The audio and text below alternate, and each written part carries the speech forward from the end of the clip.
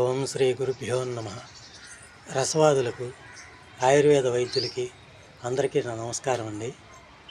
ఈ మధ్య కొంతమంది ఫోన్ చేసి సూర్యుడు చంద్రుడు ఈ రెండు పంచభూతాల్లోనే ఉంటాయా లేదా వేరుగా ఉంటాయా అని అడగటం జరిగింది.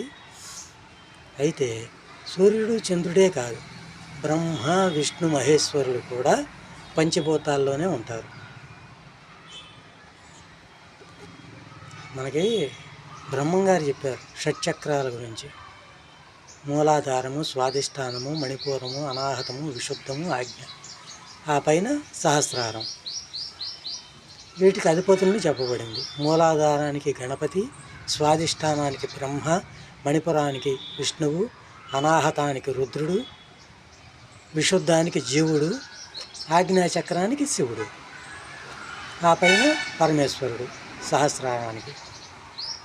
అంటే ఈ సృష్టిలో ఏమైతే ఉందో ఈ సమస్తము కూడా మన దేహంలో ఉంది.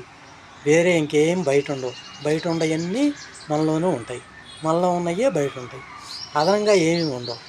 కనుక బ్రహ్మ విష్ణు మహేశ్వరులు, సూర్యచంద్రులు ఇవన్నీ పంచభూతాలకి అవతలు ఉంటాయి అనుకోవటం తప్పు. పంచభూతాలలోనే ఇవన్నీ ఉంటాయి.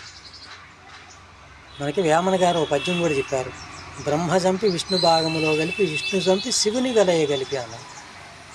బ్రహ్మను చంపటం, విష్ణుని చంపటం, శివుని చంపటం ఇవన్నీ కూడా పంచభూతాల్లోనే ఉండేవి, వేరే ఉన్నాయి కాదు. అన్నీ కూడా అందులోనే ఉన్నాయి. కనుక మొత్తం సృష్టి అంతా కూడా పంచభూతాలలోనే ఉంటుంది. జీవుడు ఆ మధ్యలో ఉంటాడు, పరమేశ్వరుడు పైన ఉంటాడు.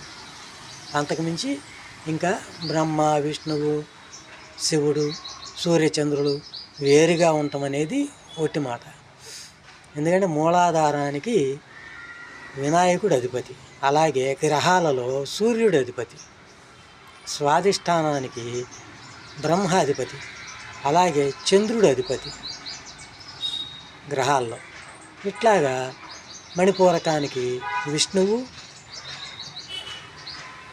అనాహతానికి రుద్రుడు, విశుద్ధానికి జీవుడు, ఇట్లా ఒక్కొక్క దానికి ఒక్కొక్క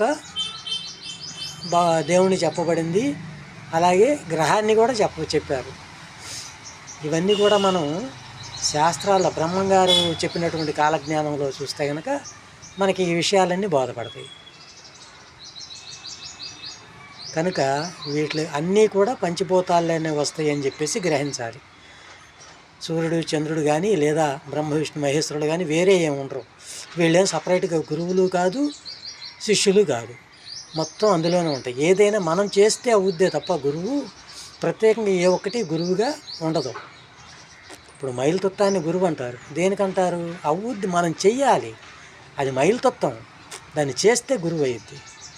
అలాగే శంఖ అవుద్ది, అన్నీ అవుతాయి. దాదాపు 5-6 పాషాణాల గురించి మనకి సనారి గారు చెప్పారు.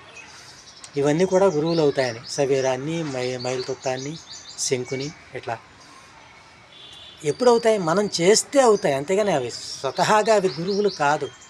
వాటిని మనం ఆ స్థాయికి తీసుకెళ్ళాలి. తీసుకెళ్ళినప్పుడు అవి గురువులు అవుతాయి. కనుక సృష్టి మొత్తం పంచభూతాలలోనే ఉంటుందే తప్ప ఇతరత్రా ఏమీ బయట ఉండవు అనేది గ్రహించాలని నా మనవి. నమస్కారం, సెలవు.